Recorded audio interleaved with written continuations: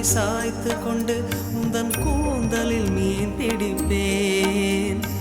வெண்ணிலவே உன்னை தூங்க வைக்க உந்தன் விரலுக்கு சொடுக்கெடுப்பேன். வருட வரும் பூங்காற்றையெல்லாம் கொஞ்சம் வடிகட்டி அனுப்பி வைப்பேன்.